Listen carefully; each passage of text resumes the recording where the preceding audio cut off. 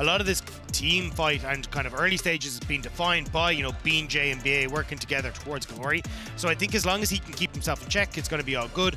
We'll have to see exactly what the game plan is going to be though, because again, Xayah rotation still going through with the Rakan still being banned away. So I imagine it will still be something like the Kaisa, and then the question mark is if they want to go towards the Rell again, which was the first pick in that last rotation. It looks like if it ain't broke, maybe don't fix it. Yeah, I mean, Team Wales, they won on the red side previously. They played with Artemis on the Kaisa, with the Rell for Beer. Certainly feels like a strong rotation, and there we go. The Jarvan as well, taken up by BeanJ. And basically say, look, Levi, you've banned the Viego. If you want that Lee Sin, have it. But I'm going to play something a little tanky, something that has some presence in that early game. Yeah, and now it is kind of a question mark for me, is like, how do you want to try and play this? Because what we've seen from a lot of teams, particularly like the BCS teams, a little bit from the VCS teams, is this Nico Jarvan combo. That has been banned away on the next rotation pretty consistently by GAM, as it looks like they'll go towards the Jax. But I think there is an opportunity here for Team Wales to say, hey, look, we can maybe sack bot lane. We'll expect a Kaisa ban. Maybe we can actually go back towards a lot of the lane bullies that I think are actually quite strong, like the Lucians and that kind of stuff, if they want to try and go towards it. But maybe getting this Nico for Gloryy is worth it. We'll just have to see if they have that thought process, if they're like, no, Kaisa's just too strong. We need to keep our control over bot lane. Want to see. Is Kati actually going to go for the Nautilus in the end?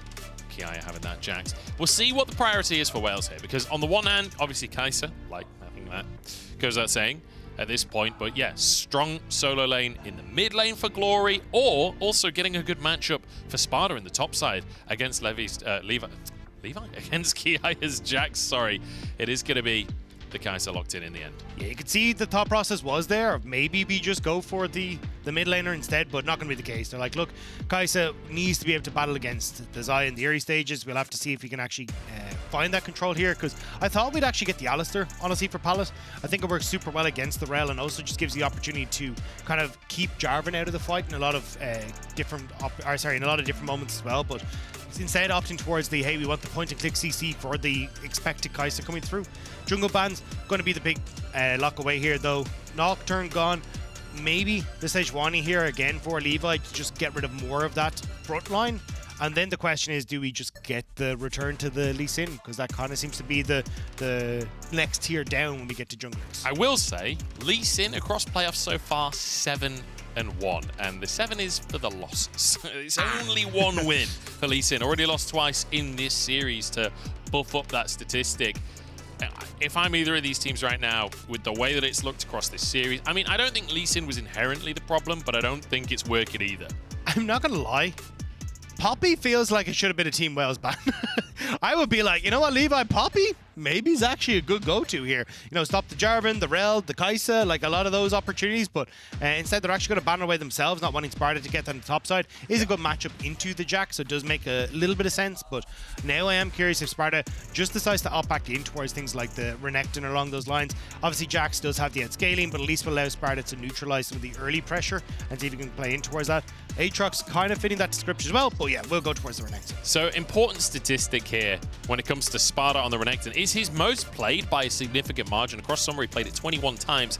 However, he's not got a great win rate, 38% win rate. Ooh. He has had a hard year on the Renekton. It's not necessarily been his best pick. We'll see if he can kind of shirk those expectations, because, I mean, across this tournament so far, Sparda has absolutely stepped up above what we were expecting. And now, Kati changing things up and going for the Jace in the mid lane.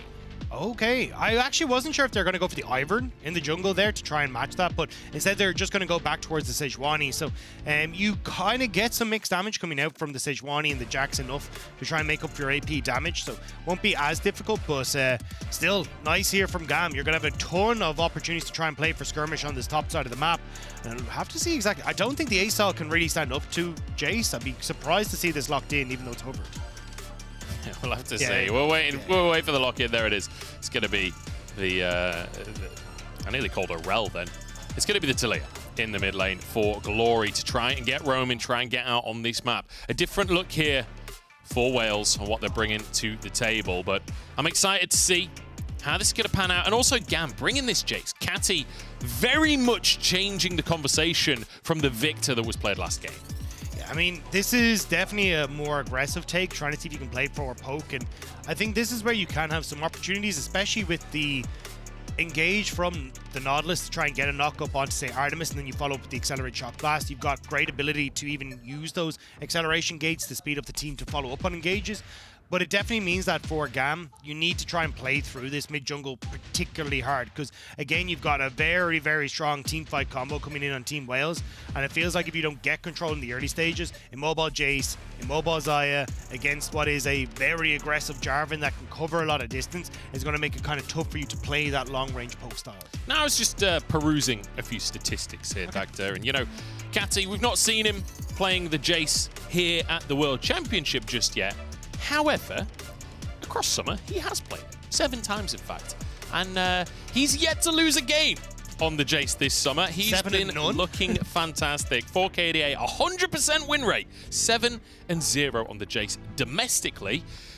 And, you know, usually the question is, you know, you've done that domestically, can you do it internationally? This is a domestic match. He is essentially still playing domestically on this Jace, so we'll see what he can do. Kati being very much a shining light for his team across this series. Let's see if GAM can get back on the horse.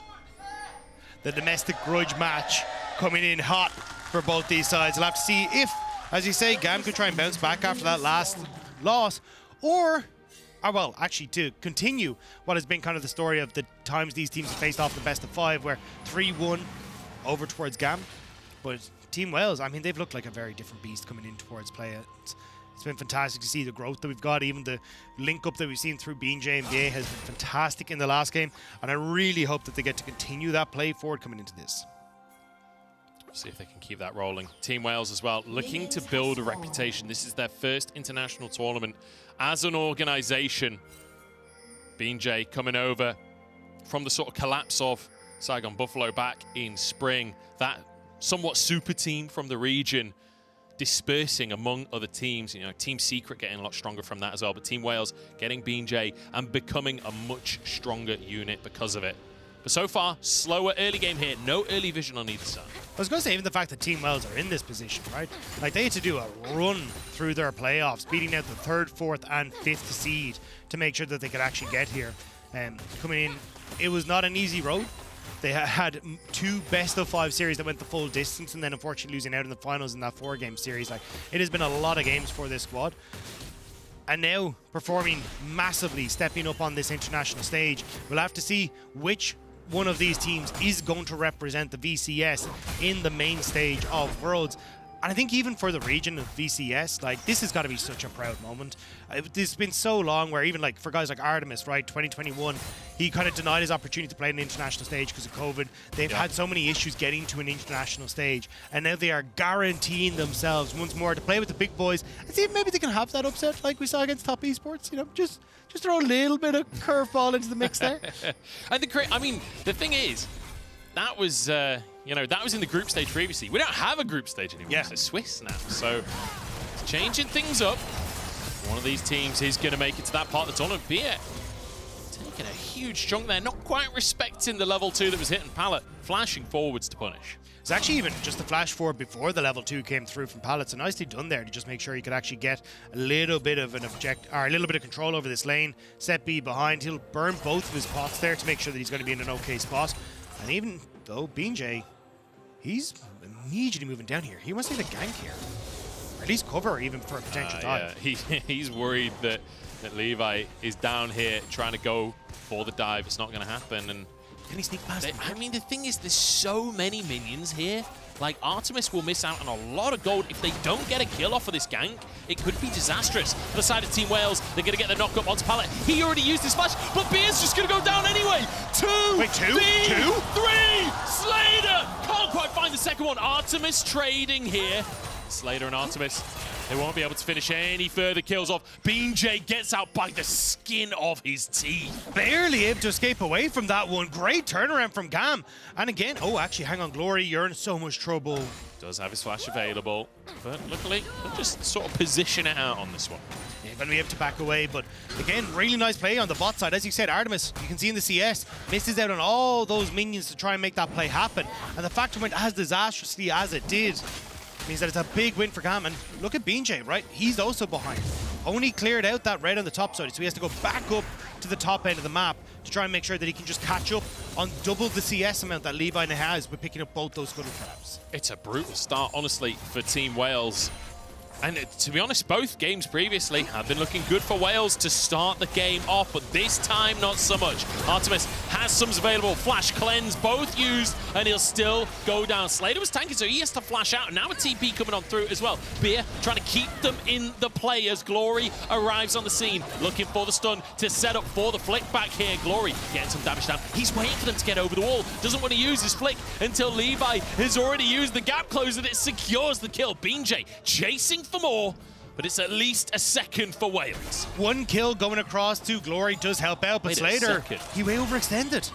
No flash available for Beer, but he's got the movement speed. That's a shattering strike. BeanJ should be able to finish this one. No flash available for him.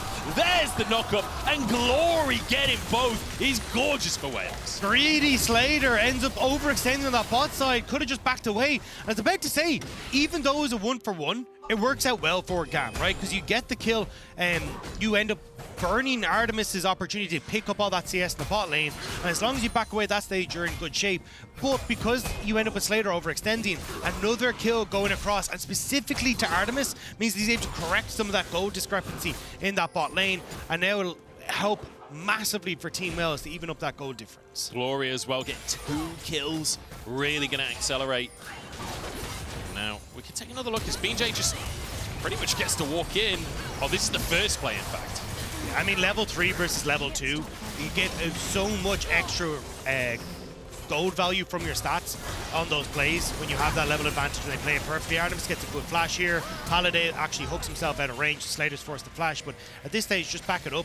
Call it a day. Like, you know that you're in a terrible spot with the first move coming through from BeanJ and the TP onto the bottom side as well, so just try and escape wherever you can. But with Slayder then overextending, try and push the wave in and get that collapse, he ends up overextending and catching himself off. Slayder needed to, like I say, call it a day on that one, needed to back away. Flag and drag, knocks it up. Gloryy with the flick back off the back of it. Perfect combo. And I have to say, that trio of champions, Jarvan, Rell with the Taliyah, it's impossible to get away if they get onto and Sparda. He's got onto Kiaya. Not again. Surely not again. Forces the flash. Sparda, he owns this top lane matchup. Pallet now moving into the bottom side, but Beer dodges. Yeah, I mean, Kiaya has had a terrible time against Sparda now, trying to see... Oh, that's the kill! Oh my god! The counter-strike comes on through. Sparda wanted the solo kill. BeanJ, he'll get an assist on this one, but it is all Sparda all day long, Dagda. This is so messy from Kiaya. Tries to stay underneath the tower, but Sparda was so strong. Even the level up coming through isn't enough to save him. Will get the plate, gets the kill. The wave is now missed as well, and you can see already that the Gore Drinker is going to be well underway now. I think they would have liked to give that kill to Sparda. May actually just be shy of the Gore Drinker. Yeah, it looks like he is. But even then, this is a big, big win for the Croc on the top side. That 31% win rate looking a little bit better this time around. Yeah, he's looking to remedy that. And honestly, I feel like that's a great allegory for this tournament in general. Sparda was a player that didn't come in with massive expectations. Kiaya, the opposite side of that story. But here today, we're seeing this slow build from Team Wales. It's the story of each individual series, but it's also the story of their grander tournament. I need to see if Team Wales, though, can try and keep this pressure up. Because on bot side, it becomes very, very difficult to try and make the same plays we got in the last game, where you're like, oh, let's try and rotate BA around the map, because we just don't have the control that we want around our bot side. That's why when you even look at it, it's first push for Slayder and Pallet on that bot lane, so they rotate up to Rift Herald, and Team Wales aren't even going to try and contest this, which I think is the right call. But it has to be a case of, okay, now let's try and continue to play around Sparda, which is a very different look for them. We'll try to see if we can put Kiaya behind, get some turret plates, and then have this Croc be an absolute menace when we hit that mid-game point, especially if we can start to contest for, say, second Dragon, because we've already got a Gore Drinker complete onto Sparda. He still has his flash to try and play for that Dragon fight. More stuff here, but GAM at least getting some advantages, right? Getting the Herald, getting that first Drake. They've got some positives to talk about. Take a good old chunk there from Artemis. I don't think they're in a position where they can dive the Jax, but then again, BeanJ's moving down. They've already got good damage onto Kiaya. In the meantime, Sparda going to try and clear the way with the top side. CC chain is there. I mean, he doesn't get to move. and it's another kill. BeanJ grabbing this one is now Sparda. You're going to have to use that Dominus. 1v3 under the tower. It's the opposite side of the map, but he's not been poked down. He's slowly but surely clearing this wave. Here we go. CC chain comes on in. He needs to sustain, and he gets it! Dashing on out, Slayder flashes to find the kill, secure it for GAM, and slam down the Herald. Slayder tries to, or actually gets the kill, but for Sparda, he needed to just back away. It's like, look, we got the win on bot side. We can actually call this a day, but Burning Flash still going down, and now you're getting those turret plates for Slayder on that top side. Means it's a GAM coming out again on top thanks to that Rift Herald. Slayder securing it. That Xayah flash, though, can be very valuable later on, but a huge influx of gold on the side of GAM. Playing cross map here, and it feels tense. Kiaya didn't even get to use Counter-Strike. No. He was like, I'm just going to wait a little bit, it'll be all right. But here, like Sparda, I actually would have preferred if he's kind of thinking a couple of steps ahead. Because yes, you can look to outplay this and maybe you can get a kill, right? Or you can turn something back.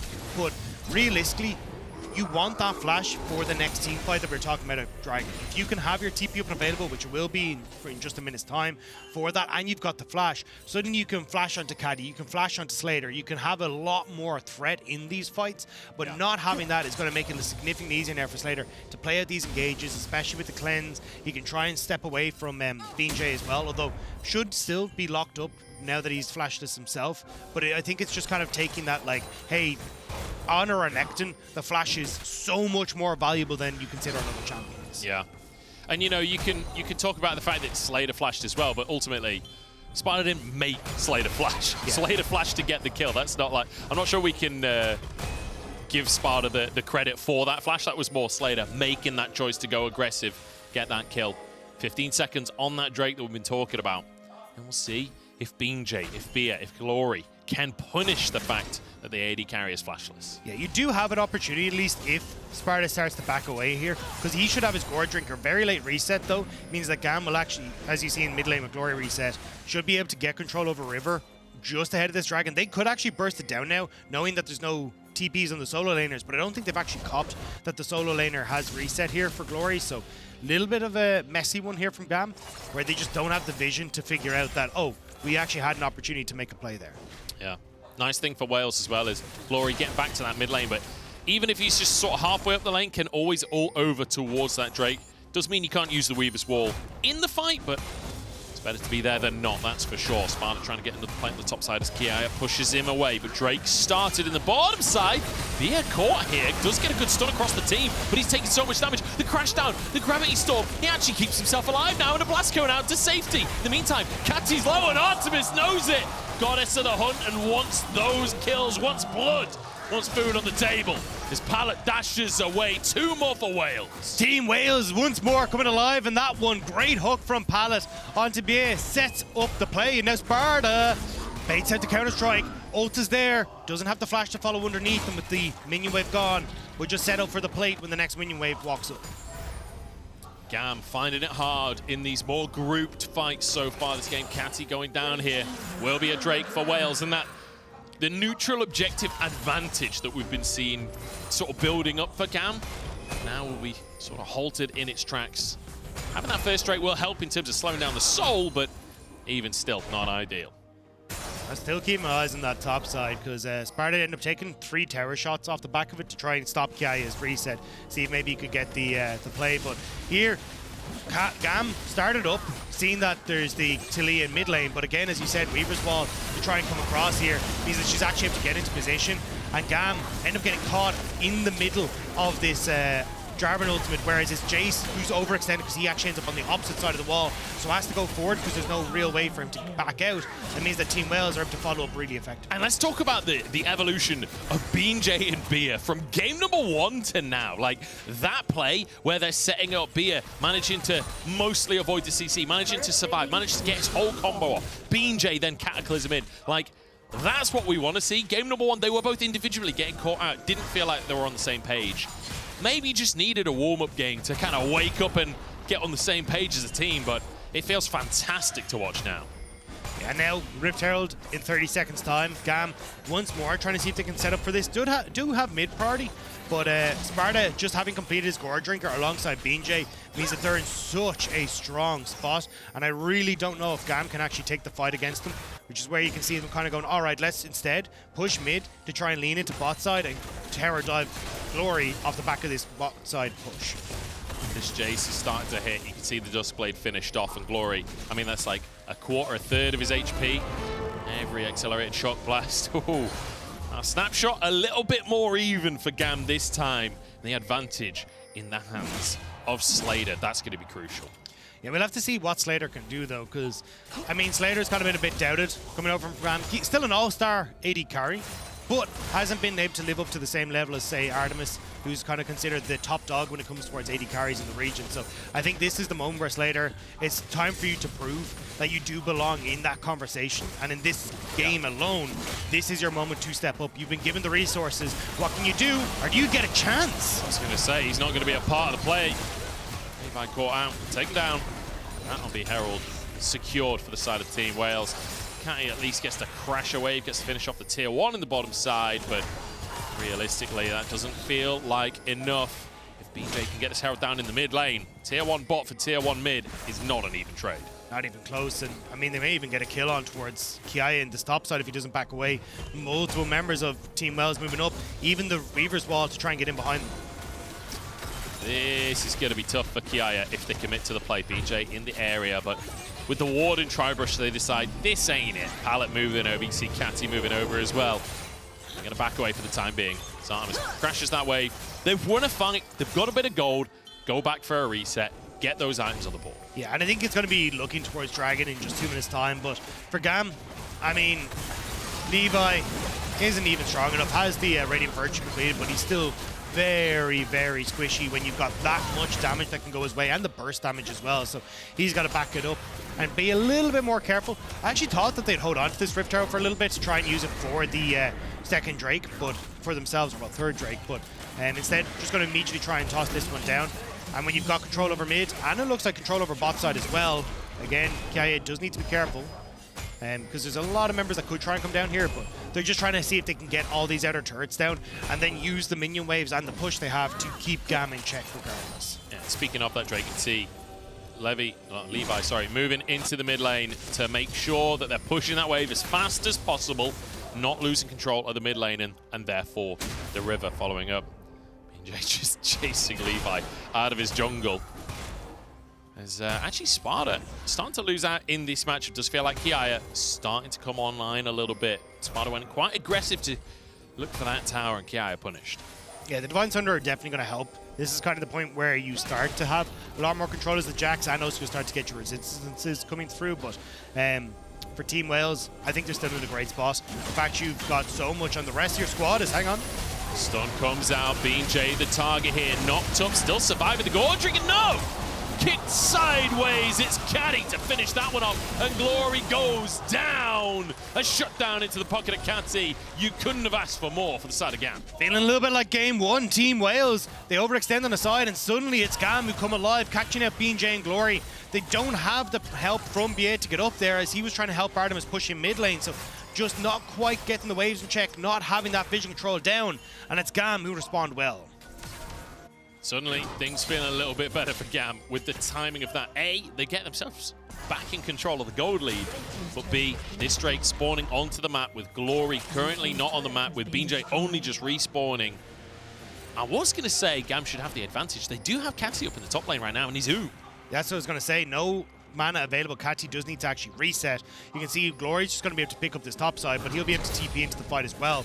So, and Levi having no ultimate because he just used up top side means that GAM actually don't have the things they need available for this next fight. Even Palace not having ultimate. So this is where Team Wales will have an opportunity to just get themselves a second dragon without GAM being able to contest because they made that pick up top. I feel like this is the part of League of Legends that a lot of people in solo queue never seem to acknowledge, is that tempo matters. If you make a play on the top side, the enemy often can make a play towards the bottom lane. BeanJ caught out, Gloryy caught out. It's a great play and a fantastic hook there from Pallet as well. Yeah, I mean, it works out perfect. Kati even getting the knockback onto the flag and drag from the Jarvan means that he's able to take him down. But I do agree with you. This is kind of where people start to realize, oh, wait, if we actually do commit all these ultimates in place to the top side, we just don't have the power when it comes to the next fight. So even though we got some kills, we haven't spent that gold. We might have better position, but I mean, if a Jarvan comes in and you've already got the setup with like BA and Artemis able to use everything that they need to, you're just not going to have a good time as GAM. Certainly not. Kati having a much better game as well. Although, to be fair, damage-wise, he was doing great in the previous game, but couldn't turn those fights. But now getting A, the shutdown onto Gloryy, but B, getting solo gold on that tower in the top lane as well. He's going to be feeling quite strong, and his Muramana is a singular ability away from stacked at this point. There we go. That bonus damage, and it goes straight into the face of BeanJ. So it's just actually stacking the tears of BeanJ for the goddess. That actually helped out here coming through, but really nicely done. Coming through for GAM, get the pick that they need, and again, this is starting to feel like game one. Very good start from Team Wales. They get to the mid game, and it's pick onto BeanJ, pick onto Gloryy, pick onto BeanJ. Like, this is starting to become a pattern. It might be more, actually, as the Weaver's Wall is coming through. They're actually committed to this at a man disadvantage. Kiaya has a free flank on this one as Sparda finally gets into the play. He's onto Slayder here, but he's alone in the play. The rest of the team forced away. I mean, Team Wales opting into a 4v5. And it came back to bite them. I mean, Flash now burned and TP on Sparda. You have no control over the map. And, I mean, this is literally what happened in the last game. 20 minutes on the clock in GAM. Started to look towards that Baron after they got a couple of picks. They won't turn towards it immediately, trying to bait Team Wales in, and they catch BeanJ. Does get the flag and drag to safety, keeps himself alive for now. GAM going to try and rinse and repeat as Levi and Kati separated to the top side. There we go, resets. Will come on through. They can't commit to the Baron play. Kiaya getting control over this bot side though, again starting to shove in. This is exactly what GAM need. It's buying time for Kiaya to eventually outscale Sparda when he does hit this second item, the Spear Shojin. Should be in a really, really good spot. Levi as well, now starting to build up even the Warmogs. He's going to have more of a health bar that's going to be for Team Wales to contend with. It's starting to get tough now for Team Wales, and the team fight and the opportunities that they had are starting to disappear. When you're just giving across picks like this, giving that tempo advantage to GAM, so they can set up plays, set up picks, get the tower down. They didn't quite get in mid lane because Team Wales had all committed towards the TPs and trying to save that turret, but it's still a lot invested by Team Wales to just keep themselves somewhat on the map. So, just a minor gold lead here. GAM, 1,500 ahead at 21 minutes. 2 minutes until that Ocean Drake comes online, and that's really the sort of remaining advantage for the side of Wales. Artemis going to be knocked up. The whole gang getting knocked up to try and block for Artemis. The hook wide from Pallet, so they'll walk away. I'm kind of impressed that Pallet managed to find somewhere to miss that hook. Like, everyone in the way. Like, I assume that was... Nautilus hook as well. Yeah, exactly. It's like, that's bound to hit someone, but not able to do so. I think maybe trying to squeeze a pass to get Artemis, but doesn't work out. Now, ult down for Pallet means that Team Wales honestly might have a little bit more confidence to step forward. Gloryy did use the Weaver's Wall, so not going to have that available, but Sparda now. Sparda engaged on. He's the target that honestly Wales are happy with an engage onto. BA has to back away, but Sparda goes down. 1 for 1 so far as Artemis low forced to flash. Gloryy trying to get damage down, but there's Taliyah not doing that much just yet in the game. Levi going for a dive here, takes a couple of shots, but BeanJ! Oh, the shield comes through. Slayder's gone deep on this one and taken down. Gloryy turning this one around. They're so low on HP, but Kati protecting his team and finding the shots. The tower was the 6th man for Team Wales, but Kati says, I can do double that damage as he's laid waste. The artillery against them is too hot to handle. Artemis has his ultimate available and he's sticking around in case Kati tries for more. Doesn't pull the trigger. They're going to relax. They're going to reset, but losing 3 is tough for Wales. And it starts off very well for Team Wales, right? You actually get the ultimate immediately down from BeanJ. They get the heal coming through from Sparda. He's able to get out. You get the pick onto the support. But it's this follow-up as Kati is just laying down waste with this this accelerated shock blast. Levi overextends, but actually baits Team Wales in that a little bit too far. Slayder then baits himself in to try and get the kill. But again, Kati full health, playing at range, blue buff in his pocket to keep himself up and healthy as well. Just taking pop shots every opportunity they can as Team Wales try and hide behind the creeps. Kati just hitting every single shot. 3 items finished off now. See Gloryy turning the damage down around as well. That Grandmaster's Might for Kiaya, I think literally saving it from that last threaded volley. Could have been a very different fight. but we've all seen what a Jayce can do when they're ahead, and Kati is feeling strong at this point in the game. Those shock blasts are going to rain hell on Team Wales. And I think Team Wales are trying to cross-map, but GAM are saying, Artemis? all right, let's do it. You can't walk into the enemy jungle alone. It's a disaster for the Wales. I mean, for Team Wales, they were looking going, oh, Dragon's up, therefore GAM do drag. But instead, GAM were like, no, we know that you're going to try and cross-map and go for top tower, so they called the bluff. They immediately run up river. Now you've caught out Artemis, no AD carry. You've got 2 members of Team Wales on towards Dragon. This has to be a steal, but Kati is already aware of that and has decided, no, BeanJ, you got to back away from this. Kati is having none of it. Chases BeanJ out of the vicinity. I think we've all seen how that story ends with the Jarvan waiting over the wall. It's a Baron for a Dragon, a trade that definitely favors GAM. And that, you know, that one time was a win condition for Team Wales is now a silver lining in the Dragon Soul. Well, that's the thing is, like, when you look towards Team Wales, it's again coming back to, hey, these picks, that means so much for GAM, and they're doing such a great job of playing off them. Pala flashing in just to set up perfectly. BeanJ's trying to get in to save his AD carry, but ends up using everything essentially to have to escape away in the back end of that. And now GAM, Baron up. You've got Kiaya with 2 items complete. He's going to be able to fight against Sparda in that bot side. You've got Slayder on the side who's going to have a ton of control over this mid lane push as well. This game becomes very tough for Team Wales controlling. Really does. Artemis doing a good job to dodge these shock blasts. Has to say, oh, hang on, Bia behind enemy line. Slayder already having to use that ultimate as Pala alone in the fray for the time being, but the Feathers get a good route. 5v4 now as they charge on forwards. Zhonya's comes out from Kati, but he's taken down regardless. Bia falling as well. It's absolute carnage on the Rift, but GAM coming out on top. Artemis under the tower and annihilated by Kiaya. He's back in form and he's back in the game. Gloryy, who started it off, now has to run for the hills. Kiaya will stun himself up as he goes under that. The flick back again onto the unraveled earth will mean that he has to step away. But that's GAM turning around the engaged Team Wales thought they had. It felt like it was a one fight at the start there. Slayder especially pulling his feathers back, getting A, Artemis, but B, the root on one of the front line as well. Setting it all up. Kiaya can't quite finish this tower off. They won't get any bonus towers off of this fight, but GAM crucially just winning the fight. Yeah, a lot of damage onto turrets though, and like this here, it's a nice attempt from BA. Slayder, immediate ult, Kati over the wall, and this is where again you start to see this turnaround. Ton of damage coming through from Slayder.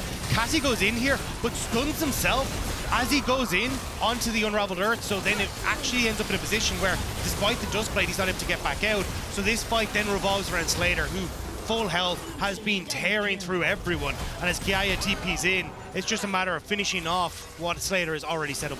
I gotta say, the combination of Duskblade and the stun from the Unraveled Earth made me think it was a stopwatch. Yeah, I thought it was Unraveled. It might have just been B, but something stunned him up when he was in the Duskblade anyway. Yeah, I mean, you're absolutely right. You're absolutely right. But either way, Team Wales now up against it. 6,000 gold lead for GAM. Feeling strong in this one, and specifically Slayder at this point. We already talked about how strong Kati is, but Slayder, 3.5 items on the Xayah. Like, you're a teamfight monster at this stage. And so far what we've seen is Team Wales can't close that gap, can't get onto him. And even when they do, he's still got his ultimate. Well, looks like Team Wales is going to try and just look for the pick. They said we can't fight this, but can we fight Kiaya? The pod is swimming south. Kiaya the target. He's going to walk into the jungle. They're not there. Are they still in the bush? I'm not even sure at this point. Kiaya could be in trouble. Oh, God, it's 10 stacked there. They're going to go for it. And they get a flash out of him. Great reactions from Kiaya. I mean, the second he saw that, he was like, I'm out, peace. And I think a lot of it was like, hey, we're just going to wait for the counter-strike to be used so then we can try and finish him off. But ends up not paying off. Kiaya burns his flash. And still now you got GAM, who, because Team Wales invested all that pressure onto the bot side, we have to push mid, rotate up to get vision into this top side jungle, and may even look for this tier 2 as well, as the rest of Team Wales have to try and deal with, well, 1, shock blast from Kati, but 2, the push that's now happened in the mid lane. Yeah. It's a thorn mail angle for Artemis at this point. Yeah, maybe not. We'll have to say. I mean, you could certainly go GA, just have a bit of armor in your kit, because Kati is hitting like a truck at this point. This will be the tier 2 takedown on the top side. And GAM, once again, this feels reminiscent of game 1, right? Where actually the early game going fairly well for Team Wales, but then mistakes happen and GAM get advantages off of punishing. And it feels now that Team Wales have to get advantages off of the amount of stopwatches that are in their pockets, right? You've got 3 picked up already. Yeah. Sparda, BeanJ, Artemis, but it's kind of been responded to on the opposite side. 2 GAs now for Kati and Slayder, plus the stopwatch there for Kiaya. It feels like this next fight, both teams kind of realize is going to swing the game either completely done for GAM or start that walk back for Team Wales, especially if they can get the soul. So trying to see if they can look for a pick, but I don't think it's going to be the case, as GAM are just going to fight for mid part. Kati's moving down. Okay, he's moving back up to the rest of his team. I wasn't sure if he was going to go for the wave there. It's Kiaya that moves over to the wave. He used his flash in the previous play. Levi moving over. I think GAM is suspicious, though. They're not going anywhere. They're not willing to go for it, but Levi could be a target as Sparda moves over. They're trying to set it up. Artemis goes forward, takes half of his health straight off the bat from Kati. It's Gloryy using that wall, but it doesn't really achieve too much. Sparda on the front line, knocked back out. His pallet now tanking for his team, but Kiaya is onto the back line. He's got a double stun, but Artemis somehow gets out with his life. In the meantime, though, the front line is mincemeat. Slayder takes him apart, and GAM get a trade. GAM find that moment. Gloryy, great Weaver's wall, but nobody was there to actually follow up. Gloryy as well, even in a terrible spot, so he's just going to TP immediately up to the top side, try and get some control over the wave so they can actually push these in. But look at the pings on mid lane. They realize, hang on a second, Glory's TP to top. They have to try and reset, and BeanJ's on bot side. We can try and get some priority in this mid lane. GAM at this point, they've realized Team Wales, they're a pod. Stick it in a coffee machine, get a nice beverage. I mean, this was nice from Team Wales to try and set this up, but as you say, GAM are kind of wary. They're like, hang on, we only see Sparda, we don't even see Gloryy. And this Weaver's wall is great, but Gloryy doesn't follow it. He hops off a blue buff, which means there's no one to actually get onto Kati, despite the fact that he was caught in a horrible spot. And Kiaya there follows up beautifully on the knock-up that comes through. Means that they get onto Artemis. There's that stopwatch we're talking about, but here's Baron already started, and Sparda's nowhere to be found. He's nowhere near. TP finally coming in. He's into the pit here. It's going to be a 50-50. In fact, he's taken by Slayder. Pulling back the feathers here. Pallet on the front line. He's tanky at this point. Will get out with his life, but Kati's gone too far forward. That's GA on cooldown now as Kiaya trying to get the flank. Artemis turns golden. He's in all kinds of trouble, but flashes out to safety. 1 kill for Wales, but health bars are blinking, and Slayder knows it. See you later, he says, as Sparda forced to flash away. Double kill for Slayder. And they still want to try and chase. GAM want to try and stop Gloryy from coming into this. That's the TP to cut off the members of Team Wales. GAM want to try and get these waves in check so they can actually crack open the base off this Sparda. Found by Levi. Able to hop, skip, and a jump over the wall. There's nobody here. I think Sparda's out. In the meantime, Gloryy trying to get a reset off. Kiaya searching for him. 8 seconds on the clock to find that target. Sparda will get a bit of damage, and Gloryy found. The flickback's not enough. And there's Slayder to secure another kill. And now massively delayed respawns on the solo laners. And they're completely desynced. BeanJ going to be up with Artemis and BA, but everyone on GAM is going to be coming up. It's just Kati in 6 seconds. Then we will have to run from base, but it's still going to be a 4v3 for a significant portion of time. And the waves are coming in for a Jax, for a Xayah with 4.5 items or whatever the hell it is at this stage. Like, this tower is going to go down so quickly. It's possible that this is game, honestly. Dagda, our Red Bull Baron power play could just be the last play of this game. Hook on in, feathers come straight back. BeanJ's down, Artemis forced back onto the fountain. Onto the Nexus towers they go. Kiaya is low though. Health bars are starting to blink on the side of GAM, but Slayder still untouched, still with a GA, and still just firing away. Slayder destroying Team Wales in this one as GAM go 2-1 up in the series. Sparda tries to save the day, but it's too little and it's too late. And again, we're seeing that GAM want to keep Team Wales in their spot. Second seed from the BCS is Team Wales in second place in this game.